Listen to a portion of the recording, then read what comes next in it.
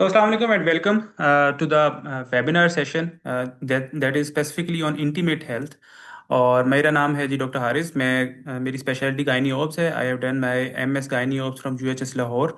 और मैं इस टाइम जो है एक कंपनी है मेरी गायनी स्कल्प्ट के नाम से, जो कि कॉस्मेटिक गायनी और इंटीमेट हेल्थ के ऊपर काम करती है। And it is first of its kind. So अगर हम बात करें आज के टॉपिक के बारे में, सबसे पहले तो हम कुछ चीज़ें डिस्कस करते हैं, जैसे कि व्हाट इज़ दिस, कि हम कई बहुत सी चीज़ों के अंदर क्या करते हैं कि हम उस ट्रेडिशनल पाथवे के ऊपर लगे होते हैं जो हर कोई कर रहा होता है। और जब तक हम आउटसाइड द बॉक्स सोचना नहीं शुरू करते तो चीज़ें शायद हमारे लिए जो है ना, हमारे हमें नई अपॉर्चुनिटीज़ नज़र नहीं आती और हमें जो है ना नई चीज़ों को ट्राई करने का पता ही नहीं चलता। रीज़न कि हम एक उसी जो है ना वो स्पेशलिटी के ऊपर और उसी सिस्टम के ऊपर काम कर रहे होते हैं जो हमें बता दिया गया होता है या कहीं ना कहीं दिखा दिया गया होता है। हम कभी भी उससे बाहर सोचते ही नहीं है। तो इसलिए please start thinking outside the box. Then हर स्पेशलिटी के अंदर कहीं ना कहीं आपको ज़रूरत होती है। आपको जिस तरह मेरी स्पेशलिटी गायनी ऑब्स है, तो ऐसा नहीं है कि मैं सिर्फ गायनी ऑब्स की ट्रेनिंग कर लूँ, एक जनरल सी ट्रेनिंग कर लूँ और उसके बाद जो है ना काम चलता रहे। आपको उस स्पेशलिटी के अंदर भी कुछ ऐसे चीज़ें होती हैं जो आपको कहीं ना कहीं अट्रैक्ट कर रही होती हैं। तो मेरी शुरू से ही गायनी ऑब्स की ट्रेनिंग के अंदर, जिस तरह एज अ मेल मुझे बहुत सारे लोग क्वेश्चन भी पूछते हैं कि आपने गायनी ऑब्स की ट्रेनिंग क्यों स्टार्ट की। तो मुझे हमेशा से लेप्रोस्कोपी के अंदर इंटरेस्ट रहा। पहले मैंने अपने एमबीबीएस के अंदर, हमारे प्रोफेसर होते थे आसिम मलिक, तो उनके साथ उनको मैंने लैप हिस्टेक्टमी करते हुए देखा और मैंने किसी भी गायनेकोलॉजिस्ट को, फीमेल गायनेकोलॉजिस्ट को कभी भी लेप्रोस्कोपी करते हुए नहीं देखा था। उसके बाद फिर मुझे एक बॉस मिल गए जिनको मैं अपना मेंटर भी कहता हूँ, डॉक्टर अरमगान, जिनसे मैं तकरीबन पिछले 6 साल से जो है ना उनके साथ अभी तक लेप्रोस्कोपी लर्न कर रहा हूँ। लैप हिस्टेक्टमीज करते भी हैं अंडर सुपरविजन, बट स्टिल इसका लर्निंग कर्व ज़्यादा है। तो साथ साथ ये चीज़ें चल रही हैं। और इसके साथ जो मुझे सेकंड नंबर पे जो मेरा इंटरेस्ट था, दैट इज एस्थेटिक्स, कॉस्मेटिक्स और इंटीमेट हेल्थ, क्योंकि इसके ऊपर कभी किसी ने शायद उस तरह से बात नहीं की। तो हर स्पेशलिटी के अंदर, विद इन स्पेशलिटी भी आपके पास कुछ सब स्पेशलिटीज होती हैं जो आपको करने को दिल करता है। जिस तरह किसी को सजेरियन करना पसंद होगा, किसी को लेप्रोटमी करना पसंद होगी, किसी को इनफर्टिलिटी को डील करना पसंद होगा। इसी तरह अगर हम किसी और स्पेशलिटी की बात करें, आई है, ईएनटी है, जनरल सर्जरी है, तो हर चीज़ आपको नहीं अट्रैक्ट कर रही होती। तो इसलिए आउटसाइड द बॉक्स सोचना शुरू करें और उसके बाद अपनी स्पेशलिटी के अंदर आप ये देखना शुरू करें कि आपको क्या चीज़ जो है वो अट्रैक्ट करती है। देन हमेशा एक चीज याद रखें कि आपको किसी भी चीज के अंदर शुरू से ही आप फोर्थ स्टेज पे नहीं पहुंच जाते। हमेशा कंपिटेंसी के कुछ लेवल्स होते हैं। एक वो लेवल होता है जिसको हम कहते हैं अनकॉन्शियस इनकम्पिटेंस, जो कि एक पीजीआर का लेवल होता है। एक बिल्कुल एक जो है ना न्यू बंदे का लेवल होता है कि वो किसी भी डिपार्टमेंट के अंदर आया, ना उसे काम आता था ना ही उसके बाद नॉलेज था। तो वो अनकॉन्शियस इनकम्पिटेंस था, जो उसे कह दिया उसने वो कर लिया। दूसरे नंबर पे आता है कॉन्शियस इनकम्पिटेंट, कि अब वो जो है कुछ ना कुछ वार्ड के अंदर या कहीं ना कहीं उसने काम करना स्टार्ट किया। अब उसे पता लग गया, जिस तरह एक पीजी 1 होता है, कि उसे पता लग गया कि अच्छा डिलीवरी कैसे करते हैं या जो है सिजेरियन किस तरह करते हैं। बट वो अभी इनकम्पिटेंट है, उसको चीज़ें, वो कॉन्शियस जरूर हो गया कि अच्छा अगर ये करूंगा तो ये कॉम्प्लिकेशन हो जाएगी, ऐसे अगर वॉशअप ठीक नहीं होगा तो वुंड इन्फेक्ट हो जाएगा। अगर जो है मैं जो है अगर इस चीज़ को करूंगा तो ये विजरा डैमेज हो सकता है। तो वो कॉन्शियस जरूर हो गया लेकिन अभी इनकम्पिटेंट है, क्योंकि उसने उतने ज्यादा केसेस नहीं किए। देन आता है कॉन्शियस कॉम्पिटेंस। एक ये लेवल होता है जिसके अंदर आप अब कॉन्शियस भी होगे और आप कॉम्पिटेंट भी होगे, बट आपके पास अभी इतना एनफ स्किल नहीं है। आपने वो स्किल हासिल करने के लिए 10,000 आवर्स पूरे नहीं किए, जिससे आप जो है ना तो आप कॉन्शियस हैं, कॉम्पिटेंट हैं, बट अभी आपको अनकॉन्शियस कॉम्पिटेंट, जिसे हम एक प्रो लेवल कहते हैं, जिसके अंदर आप कॉन्शियस भी होते हो। आप जो है आप जैसे ना होता है ना, गाड़ी कोई चला रहा है, जब वो बिल्कुल उसे चलानी आ जाती है तो साथ साथ म्यूजिक भी चेंज कर रहा होता है, फोन भी सुन रहा होता है, ब्रेक भी लगा रहा होता है, क्लच भी गियर भी चेंज कर रहा होता है, क्लच भी प्रेस कर रहा होता है। तो वो बिल्कुल ऐसे रिलैक्स माइंड से बैठा होता है। और अगर वो कॉन्शियस कॉम्पिटेंट होगा तो वो थोड़ा सा परेशान होकर मोबाइल साइड पे रख दो, कोई शोर ना करे गाड़ी के अंदर, म्यूजिक ना चेंज करे, तो हर चीज़ से घबराएगा। तो ये लेवल आने के लिए आपको टाइम लगता है, तो इसके लिए आपको मेहनत करनी पड़ती है। देन अब हम सब जानते हैं हेल्थ है, हम में से मेजोरिटी जो लोग सुन रहे होंगे वो डॉक्टर्स हैं। अगर कोई डॉक्टर नहीं भी है तो देखें, हेल्थ की भी आगे टाइप्स हैं ना, डिफरेंट किस्म की टाइप्स है। ऐसा तो नहीं, एक हेल्थ तो एक जनरल वर्ड है ना। अब अगर हम इसको आगे सब डिविजन्स में चले जाएं तो अगर कोई बताना चाहे कि कितनी किस्म की हेल्थ हो सकती हैं।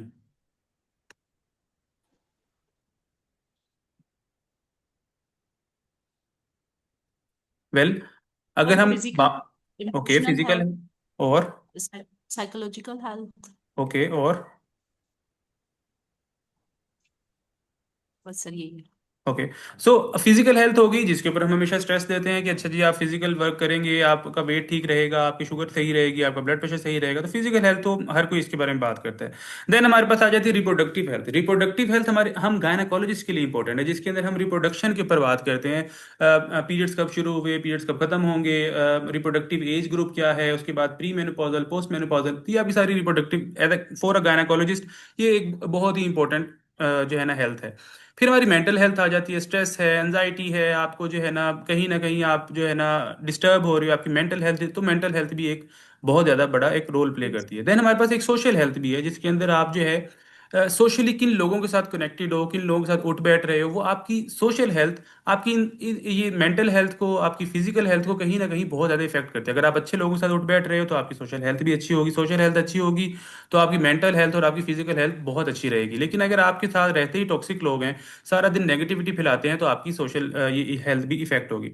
देन आज जो हम जिस टॉपिक पे बात कर रहे हैं वो है इंटीमेट हेल्थ। अब इंटीमेट हेल्थ एक ऐसी हेल्थ है जिसके बारे में बहुत कम डिस्कशन होती है, या पेशेंट भी शायद उस तरह से कंफर्टेबली बहुत सी जगहों पे अपनी अपने मसलों को डिस्कस नहीं कर पाता।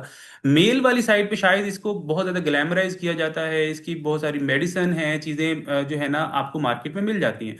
बट अगर हम फीमेल हेल्थ के बारे में बात करें, फीमेल इंटीमेट हेल्थ के बारे में बात करें, तो अगर गायनाकोलॉजिस्ट के पास एक पेशेंट जाती है तो वो कहती है शायद जो है ना ये चीज़ें नॉर्मल हैं, आपको परेशान होने की ज़रूरत नहीं है। अगर वो किसी साइकेट्रिस्ट के पास जाती है तो वो चीज़ों को बहुत ही और तरह से जो है ना उनको बताना शुरू कर देता है कि अच्छा आप पीस में रहें, ऐसे करें वैसे करें। बट अगर एक पेशेंट की एनेटमी या उसकी जो फिजिकल अपीयरेंस है वही उसको डिस्टर्ब कर रही है, तो एक साइकेट्रिस्ट कुछ नहीं कर सकता। इसी तरह अगर वो किसी मेडिसिन वाले डॉक्टर के पास जाता है, कोई ऐसी मेरी नज़र से, अभी तक कोई मेरी अपनी ट्रेनिंग के अंदर मैंने बुक्स पढ़ी है, सारा कुछ किया है, लेकिन मेरी नज़र से कोई ऐसी फीमेल टैबलेट या फीमेल कोई ऐसी चीज़ नहीं निकली जो ऐसी नज़र से सामने से नहीं गुजरी जो उसकी इंटीमेट हेल्थ को बहुत कोई खातिर का जिसे कहते हैं ना इंप्रूवमेंट ला सके। But there is research going on. जिस तरह मेल के अंदर अगर फर्ज करें इरेक्टाइल डिसफंक्शन का पेशेंट है तो there is so much things, जिस तरह की मेडिसिन है, इंजेक्शंस हैं, उसके बाद जो है ना इम्प्लांट्स हैं जो उनकी इस चीज़ को बेहतर कर सकते हैं। बट फीमेल्स के अंदर ये चीज़ें नहीं हैं। बट इसके अंदर भी अगर मेडिसिन नहीं है तो बहुत सारी चीज़ें ऐसी हैं जिसको हम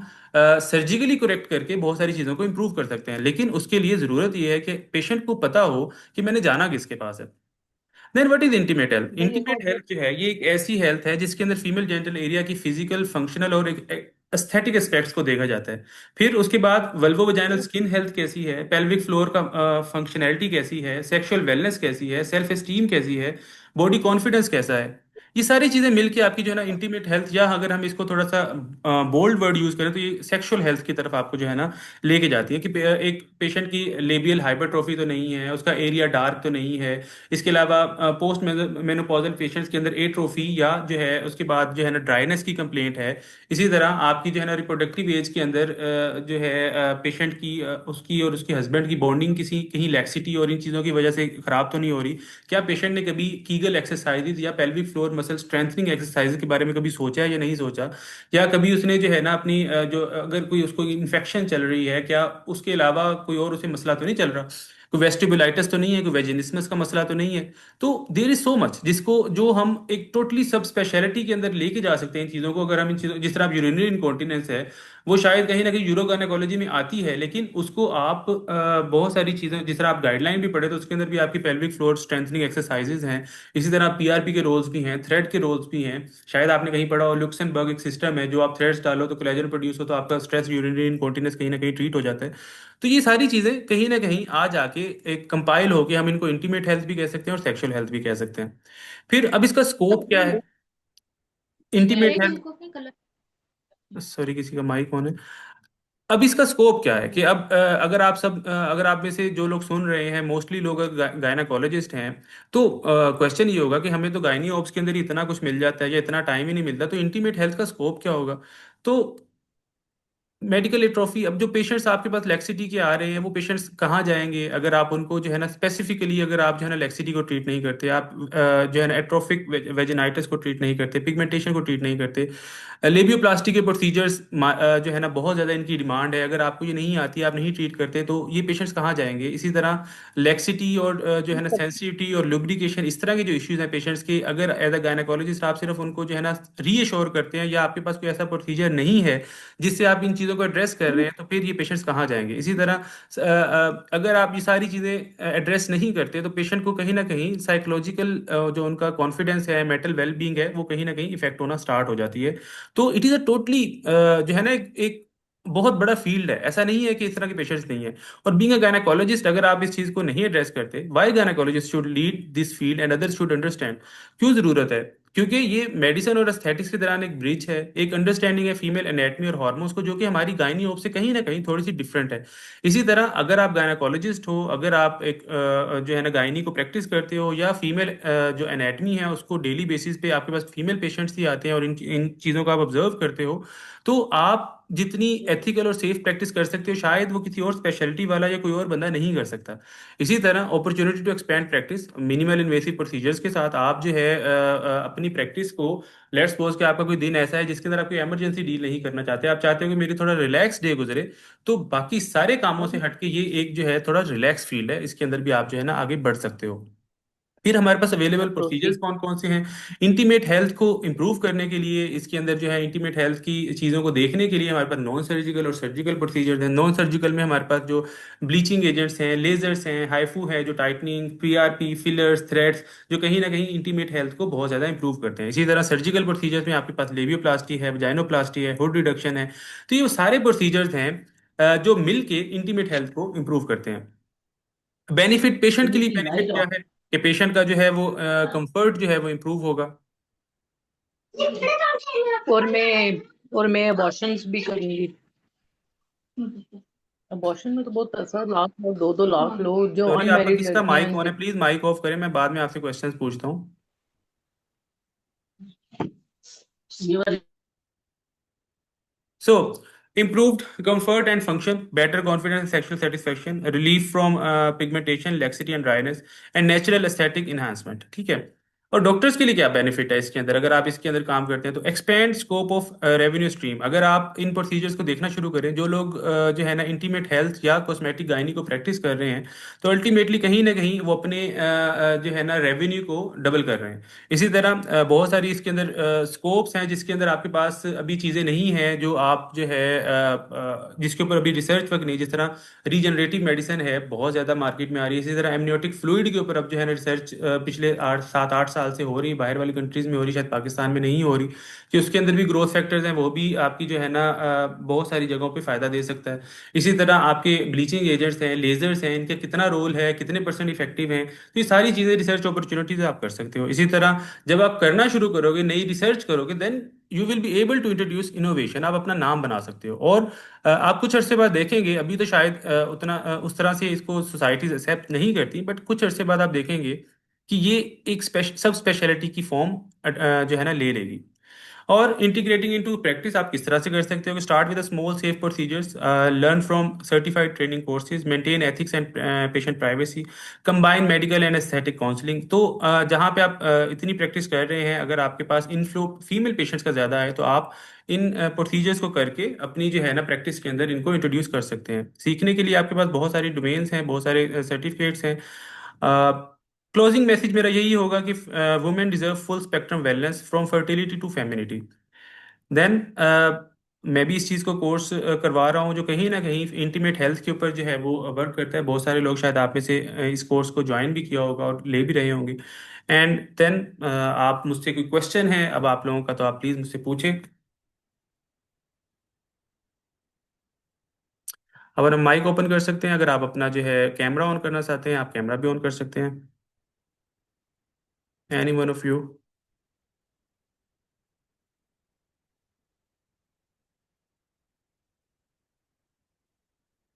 सो किसने रेज किया? डॉक्टर दीला खान, मैडम आप क्या क्वेश्चन पूछना चाहते हैं? माइक ऑन करें, पूछें।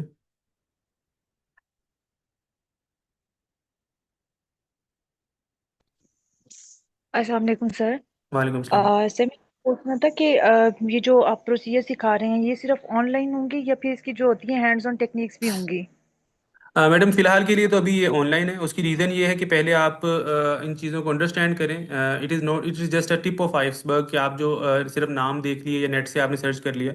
इनकी डीप अंडरस्टैंडिंग के लिए आपको जो है ना कम से कम पहले जो है ना इन चीज़ों को लर्न करना पड़ेगा, और उसके बाद हैंड्स ऑन, अगर आपकी ऑलरेडी सर्जिकल हैंड है तो आप you will be able to do the procedures. सही। क्योंकि सर मैंने सुना था कि मैं अगर ये ज्वाइन करती हूँ ना तो आजकल तो वो फेक फेक भी बहुत सारे आए हुए हैं। मैंने भी ज्वाइन करना था इस तरह का ग्रुप ना। मुझे चाहिए थी कि हैंड्स ऑन टेक्निक हो साथ में ना। तो मुझे किसी ने बताया था कि आपको ना वो लेजर CO2 वो बड़ी महंगी महंगी मशीनें होंगी, वो आप ले नहीं सकोगे और इसके लिए आपको काफी इन्वेस्टमेंट करनी पड़ेगी।